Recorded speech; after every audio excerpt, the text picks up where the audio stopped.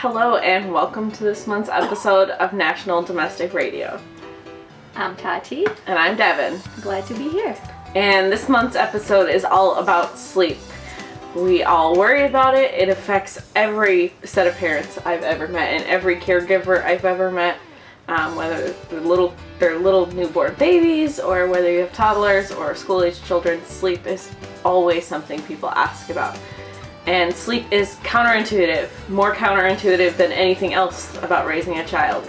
It goes against everything that we would think would be logical. People are like, oh, well, if they don't nap much during the day, then they'll sleep well at night. That's not how sleep works.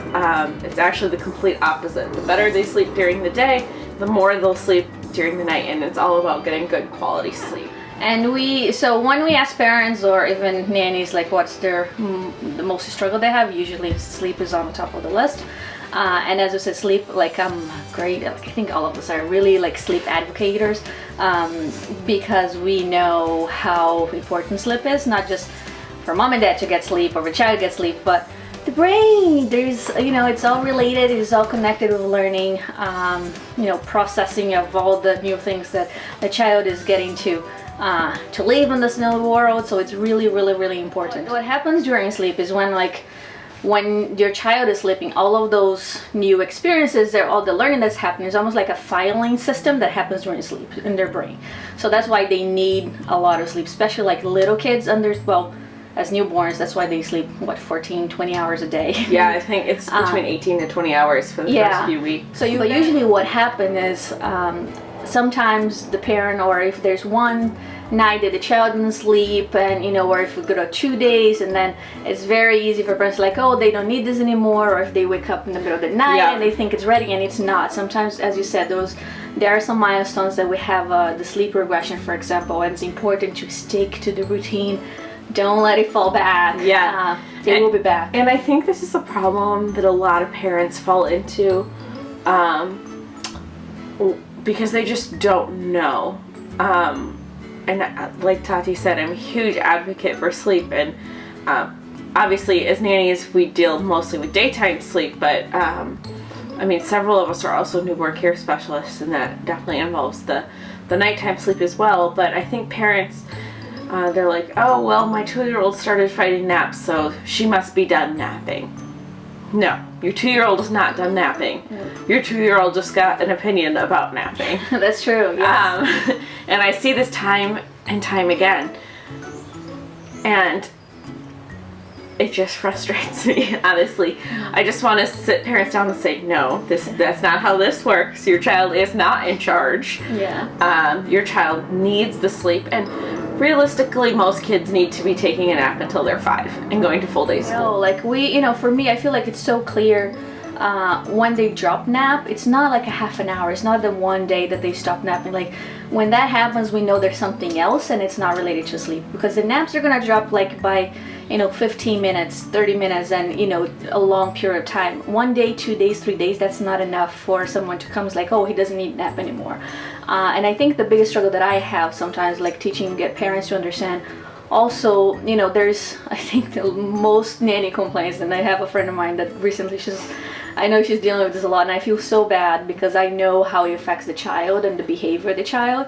But parents think, oh, but if they sleep until 3, then he's not going to sleep at night until 8 o'clock. Or if they sleep until 4, then she's not going to go to bed until 9.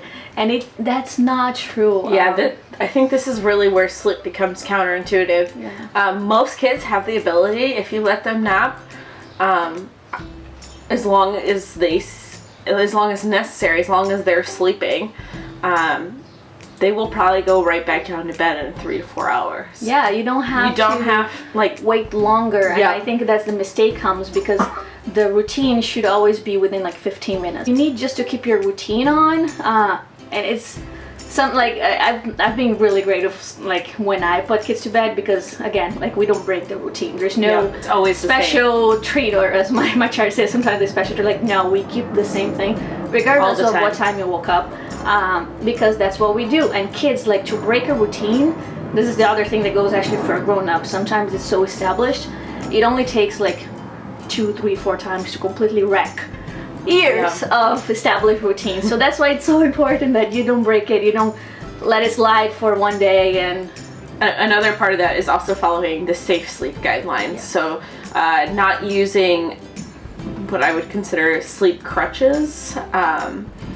So like putting your baby down drowsy but awake, so they're not used to being completely out and then put down, because then your child is not learning the skills they need to actually fall asleep on their own. Say the safety would be really flat surface, nothing on the crib. I know it's very cute when you have all of those bumpers and you worry about your child, but that's not, even right now, my child is almost 3 and I still worry about when she brings all her stuff at animals, and I know I shouldn't, but it's still like, you know, you just don't know. And actually I see a lot of my friends in Brazil, that's not something that they follow at all, and I was like, it breaks my heart. I don't know I didn't dare to actually look it up and SIDS and all the statistics, because I feel like that's gonna make me so... Yes, so the American Academy of Pediatrics, the AAP, says a clean, naked crib, I don't know, well, a clean, flat surface. Fitted sheet, but that's... But also, I find what is confusing to a lot of parents right now is that the WHO and AAP are acknowledging that it's best for a baby to sleep in the same bedroom as their parents for the first 6 months. And now it's up to 12 months. Oh, now it's up to 12 months. They did change it, yeah. Before it was, I think, 6 months. And I think I totally get where they're coming from. Obviously, if your baby's in the room, you're going to be more in tune with your baby. You're more likely to, God forbid, if something does happen, you're close. But I think a lot of parents take that as, oh, well, my baby needs to be in my bed. And there's a lot of controversy with bed sharing. This is addressed by these organizations, and basically they do give guidelines for how to do it safely, but it's still not the safest way. For your baby should be in a crib or a bassinet or a Cosleeper in your room. I remember actually my last job search, I went for one interview and I couldn't get the position just because I felt so nervous. So it is something that I don't know, I feel, you know, I know myself sleeping, I know some people sleeping, I know how, you know, dangerous it is. Yeah. So for me, it's just like I don't know, I feel very concerned. As you said, like they acknowledge, now they gave some safe guidelines because they acknowledge a lot of people are doing. Yes. But that necessarily doesn't mean that they are endorsing and asking people to do it. And also, I think I understand the attachment theories and everything they're saying about the kid being in the same room for up to a year. I don't necessarily agree with all the things. I don't think it's a rule for all. And I do think with, you know, the nurturing doesn't, you know, it doesn't just happen during, you know, sleeping. So if that child is showered with love, of nurturing during the day and a lot of skin to skin time, you know, carrying around like those, you know, families and nannies, caregivers that used to carry the baby, like baby wearing nannies, I don't think they're missing out or anything that, you know, that they would be otherwise for not sleeping in the same room that their parents. I agree, and I think that's a decision that comes down to each family. I think the big thing for me as far as like bed sharing goes is that for us it's a liability. These are not our children. We are dealing with other people's children, and it's just not a liability I'm willing to take on. So yeah. Anything, I was gonna say something. Oh, and of course we know there are a lot of parents that swear by rock and play and other, you know, sleeping on swings. Still, there are things, as you said, bouncers. Like bouncers. Once you have a great sleeper that you establish routine, you see and you swear by it as well.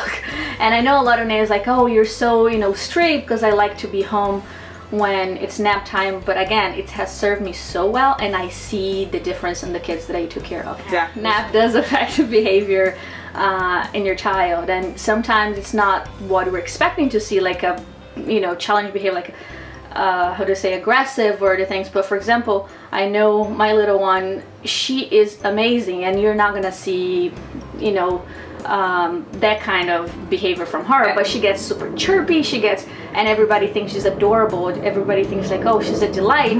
But for me, it was like, oh my god, her brain is gonna explode in any second, because I know it's just her winding up and she's like lack of sleep. I think that kind of brings us to the next point. Is it has to do a lot with knowing your child and knowing their sleep signs. And I think, like Tati said, my charge is also very similar. He doesn't get cranky. He's not very mean when he's tired. He's not grumpy. He's just crazy. And his dad's like, well, he's fine. I'm like, no, you've missed it. Yeah. You've missed the sleep cues. He is now overtired. And that's part of the thing with working with parents, though. You are educating them about these things. And, you know, it's not our first rodeo going through this. Exactly. And this is the thing, like, while parents, they have one child to look for the cues, like we've seen a myriad of cues in the past from several kids. They're all different. So we are very attuned to what it could be.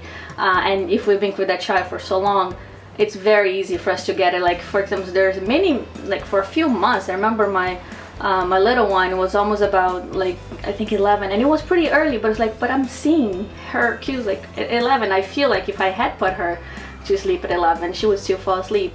And then it got pushed up, and this is what I was learning in the back. I was like, this is not working, because her behavior was different, and I know it wasn't being consistent. But then what I learned, like, well, it only takes a week to really wreck the entire routine.